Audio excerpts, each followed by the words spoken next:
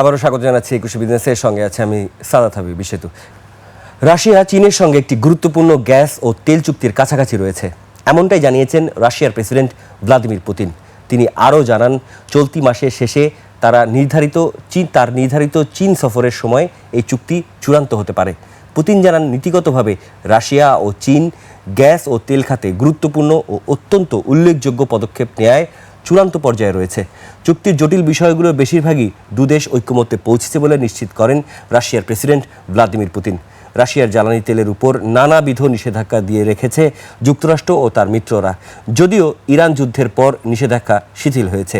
বেশ কয়েকটি প্রভাবশালী দেশ রাশিয়ার কাছ থেকে জ্বালানি তেল কিনেছে। যুক্তরাষ্ট্রের সবুজ সংকেত পেলে বাংলাদেশও রাশিয়ার কাছ থেকে জ্বালানি তেল কিনতে আগ্রহী। আসন্ন ঈদুল আজহার এবারও খুলনা অঞ্চলে কোরবানির পশু সংকট নেই, তাই দামও ক্রেতার নাগালের থাকার আশা করছেন প্রাণী সম্পদ অধিদপ্তর। খুলনা বিভাগে এবার চাহিদার বিপরীতে প্রস্তুত হচ্ছে বেশি পশু। অন্যদিকে এবারও জোড়াগেট পশুর হাট পরিচালনা করবে খুলনা সিটি কর্পোরেশন। খুলনা প্রতিনিধি আশরাফুল ইসলাম নূরের তথ্য ও চিত্রে শেখ মোহাম্মদ জুয়েলের ক্যামেরায় ডেস্ক রিপোর্ট। খুলনা বিভাগের 10 জেলায় 10,79,449টি কোরবানির পশুর চাহিদার বিপরীতে 14,46,809টি কোরবানির পশু পালন করছেন খামারিরা।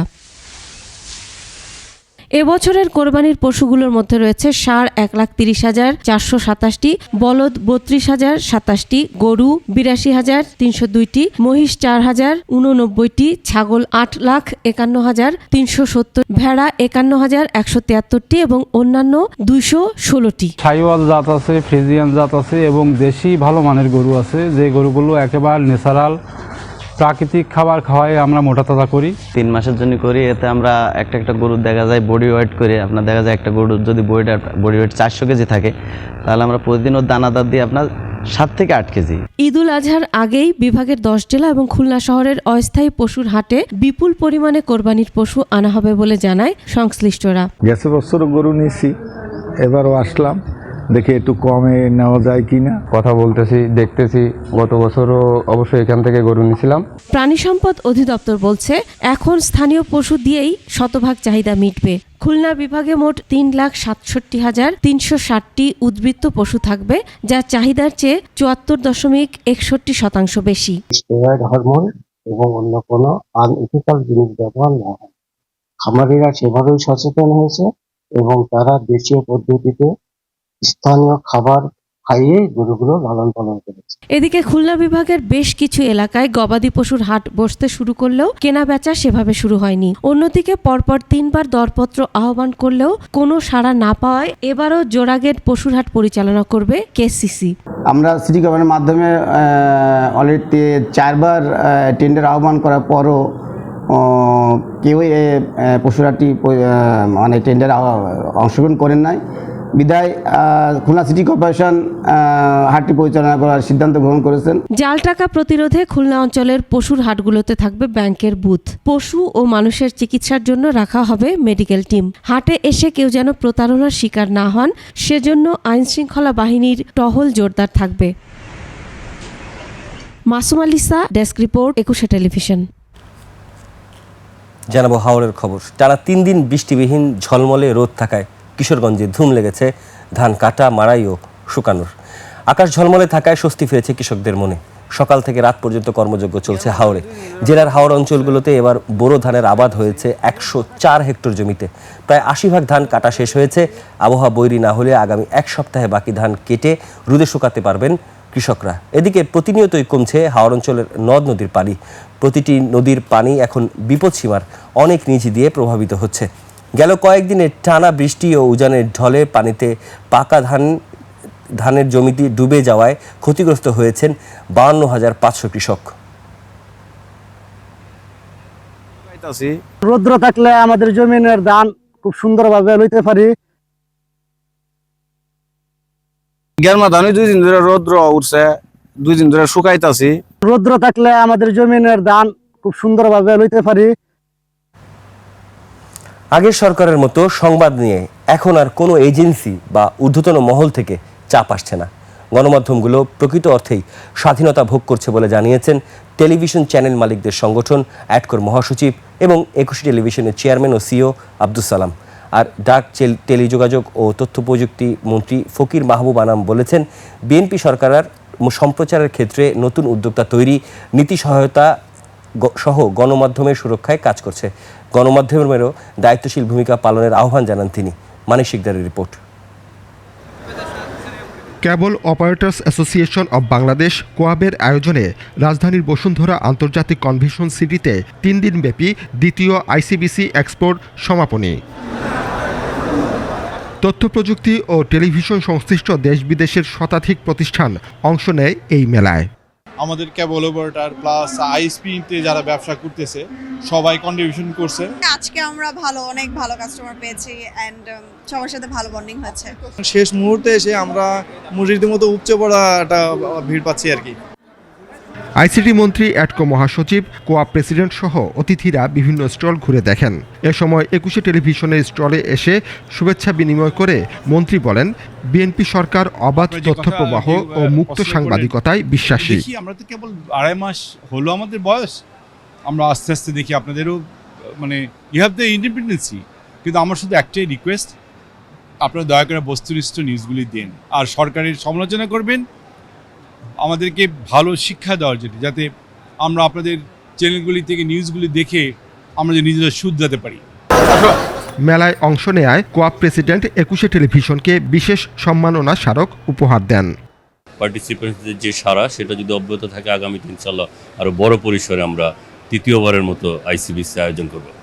কোয়াবের সাথে অ্যাডকো ও ২১ টেলিভিশন ঐক্যবদ্ধ হয়ে কাজ করে যাবে বলে জানান ২১-এর চেয়ারম্যান ও সিইও আব্দুস সালাম। আয়োজকদের আমি সাধুবাদ জানাই এবং ধন্যবাদ জানাই, যাতে আমরা একসাথে কাজ করতে পারি। সমাপনী আলোচনায় অংশ নিয়ে ঢাকা উত্তর ও দক্ষিণ সিটির প্রশাসকগণ পরিচ্ছন্ন নগর গড়তে কোয়াব ও অ্যাডকোর সহায়তা চান। এই যে কেবল এলোমেলো থাকা, গুছানো না, উপরে দিয়ে যাওয়া, এটাকে কিছু করা যায় কিনা সেদিকে আমাদেরকে একটু চিন্তা করে খুব দ্রুত যতটুকু সম্ভব পরিকল্পনা মাফিক একটা বাস্তবায়নের দিকে যাওয়া উচিত বলে আমি মনে করি। কেবল টিভি ব্রডকাস্ট সেবা হতে হবে মানসম্মত এবং কোয়ালিটি সার্ভিস নিশ্চিত করতে হবে।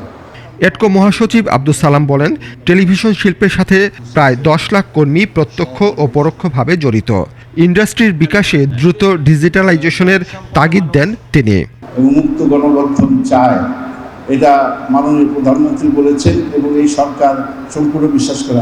আগে অনেক টেলিফোন আসতো বিভিন্ন সংস্থা থেকে, এখন কিন্তু আমরা কোনো টেলিফোন পাই না কোনো নিউজের ক্ষেত্রে, বা সত্যিকার অর্থে গণমাধ্যম কিন্তু এখন স্বাধীন। পাইরেসি বন্ধে আশু পদক্ষেপ সহ গণমাধ্যম ও টেলিযোগাযোগ খাতকে এগিয়ে নিতে বিএনপি সরকার ইতিমধ্যেই প্রয়োজনীয় উদ্যোগ নিয়েছে বলে জানান আইসিটি মন্ত্রী। আপনারা যখনই যাবেন, আপনাদের সমস্যা নিয়ে আমার কাছে আসবেন, আপনাদেরকে নিয়ে সবাইকে নিয়ে বসেই আপনাদের এই প্রবলেমটা ইনশাআল্লাহ সলভ করে দেব। মানিক শিকদার, ২১ টেলিভিশন, ঢাকা। চ্যালেঞ্জ থাকা সত্ত্বেও সঠিক নীতি সহায়তা ও পরিকল্পনার মাধ্যমে ঝিমিয়ে পড়া আবাসন খাতকে গতিশীল করা সম্ভব। আবাসন খাতের উন্নয়নে নীতিগত সহায়তা, সহজ ঋণের সুবিধা, কঠোর কাঠামোর সংস্কার এবং দীর্ঘমেয়াদী পরিকল্পনায় সরকারকে পাশে পেলেই পথ চলা সহজ হবে বলে মনে করছেন খাত সংশ্লিষ্টরা। আকবর হোসেন সুমনের report. Real estate and housing association of Bangladesh রিহ্যাবের নবনির্বাচিত বোর্ড অব ডিরেক্টরসকে সংবর্ধনা জানিয়েছে developers forum of Uttara. Uttara ক্লাবে এই সংবর্ধনায় আবাসন শিল্পের প্রতি সরকারের ইতিবাচক দৃষ্টিভঙ্গি ও নীতিগত সহায়তা আশা করেন রিহ্যাব প্রেসিডেন্ট।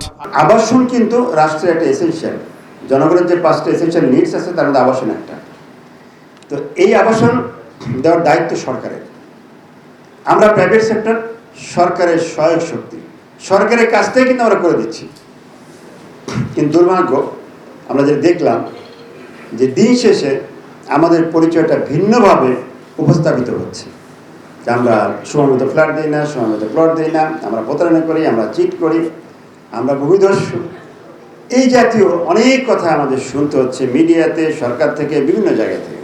আবাসন খাতের সংকট, চ্যালেঞ্জ ও করণীয় প্রসঙ্গে বহুমুখী পরামর্শও আসে। যেখানে সবাই আমরা রেগুলারলি মিট করব আমাদের সমস্যাগুলি নিয়ে আলাপ করতে, whether it is banking, whether it is law and order, whether it is permission approvals, Raju, national housing নিয়ে, তো এগুলি নিয়ে আমরা কাজ করতে চাই।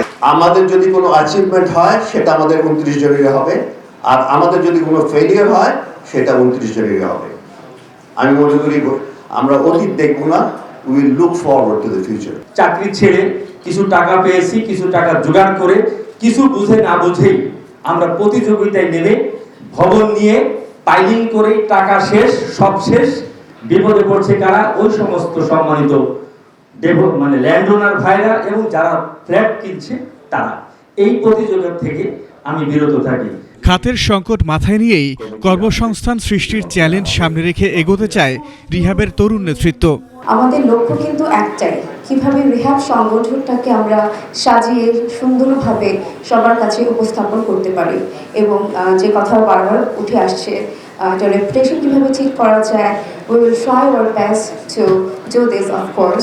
আমরা যে প্যানেল থেকে আসি না কেন, এখন আমরা এক, এবং বাকি যত মেম্বার্সরা আছেন তাদের সহযোগিতায়, তাদের সাজেশন দিয়ে ইনশাআল্লাহ আমরা সামনের দিনগুলো সুন্দরভাবে এগিয়ে নিয়ে যাব, এই প্রত্যাশাই আমি করি। প্রয়োজনীয় সহযোগিতায় সরকার ও নীতি নির্ধারকদের সঙ্গে আলোচনার আশ্বাস দেন সংশ্লিষ্টরা। আকবর হোসেন সুমন, 21 টেলিভিশন, ঢাকা।